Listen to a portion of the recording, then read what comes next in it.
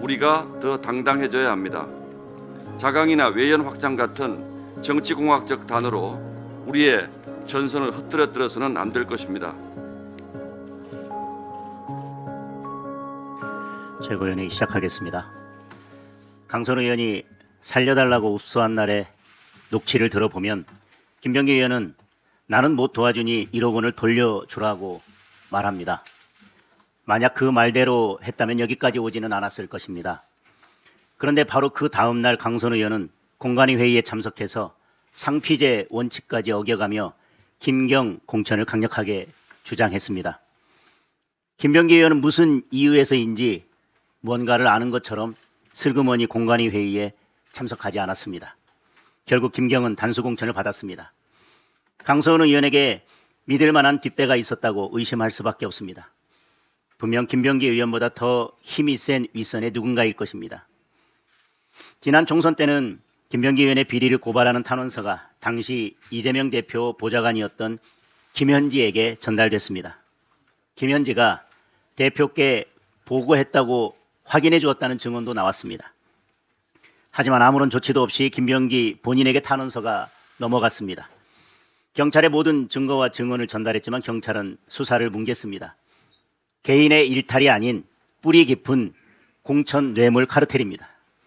특검을 해야만 하는 이유는 차고도 넘칩니다. 통일교 게이트 특검과 함께 더불어민주당 공천 뇌물 특검도 반드시 실시해야 할 것입니다.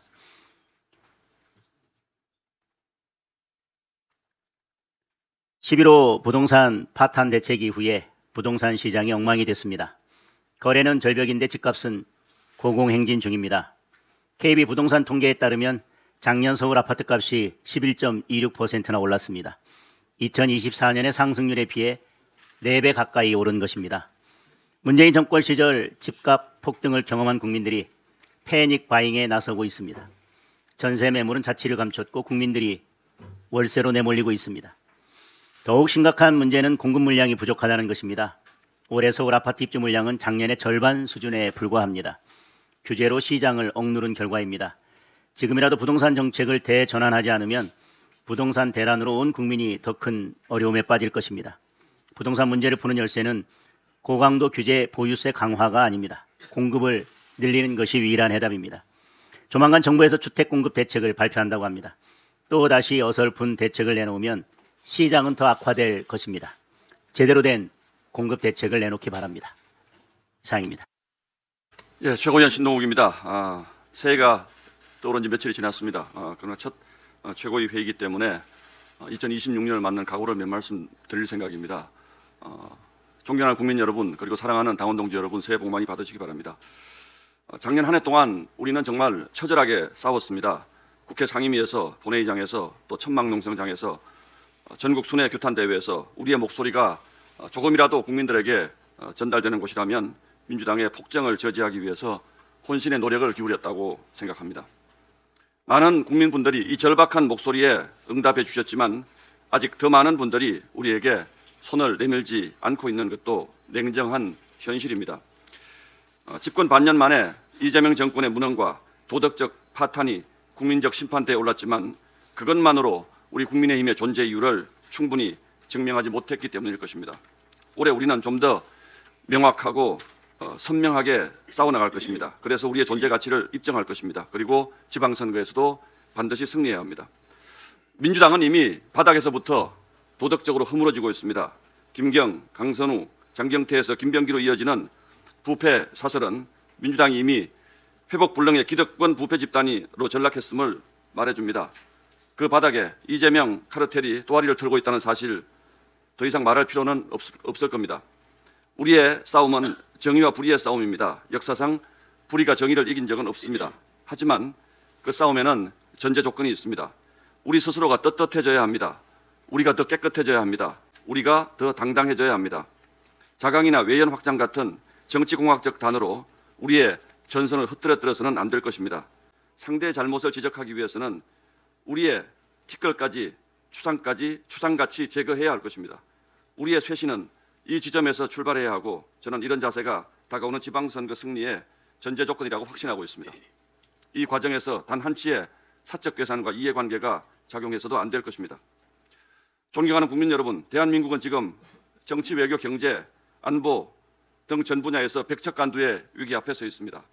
이재명 정권은 현란한 감언 이설로 국민들을 속이고 있을 뿐 그 무능의 실체가 아직 드러나지 않았습니다. 2026년은 그 불온한 실체가 완전히 베일을 벗는 시간이 되어야 합니다. 그래서 역사의 물줄기를 바꿔놓는 한 해가 될 것입니다. 저희는 더 혁신하고 더 자강하고 더 확장하겠습니다. 고맙습니다. 네, 최고위원 김민수입니다. 공천 비리를 발본색원하겠다. 정청래 대표의 사과가 있었습니다. 불과 하루 뒤 조승래 사무총장은 강선우 공천 뇌물 1억 수수는 개별 의원의 일탈, 김병기 원내대표의 3천만 원 공천 뇌물 의혹은 확인되지 않았다며 선을 긋고 있습니다. 공천 비리를 발본색원하겠다는 것입니까? 아니면 민주당 전역에 퍼진 돈을 위한, 돈에 의한 정치, 공천 장사의 실체가 밝혀질까 꼬리를 자르겠다는 것입니까? 대한민국 40, 50대 중년들은 자녀들의 등록금을 위해 밤에는 대리운전, 배달일까지 투잡을 서슴지 않고 있습니다. 대한민국 청년들은 일자리를 찾기 위해 거주할 작은 공간을 마련하기 위해 삶의 현장을 뛰어다니며 절망하고 있습니다.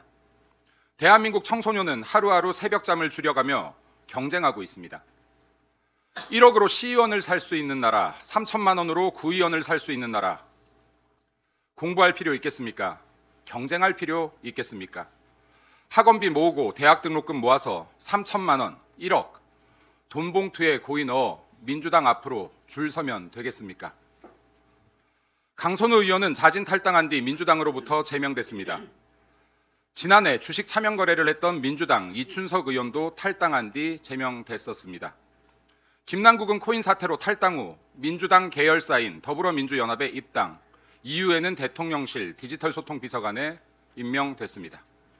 김홍걸 양이원영 의원은 부동산 의혹으로 제명 뒤 복당했습니다. 민영배는 검수완박을 목적으로 위장 탈당 후 복당했습니다. 21대 국회 이후 민주당은 총 11건에 이르는 탈당 또는 제명을 당했습니다.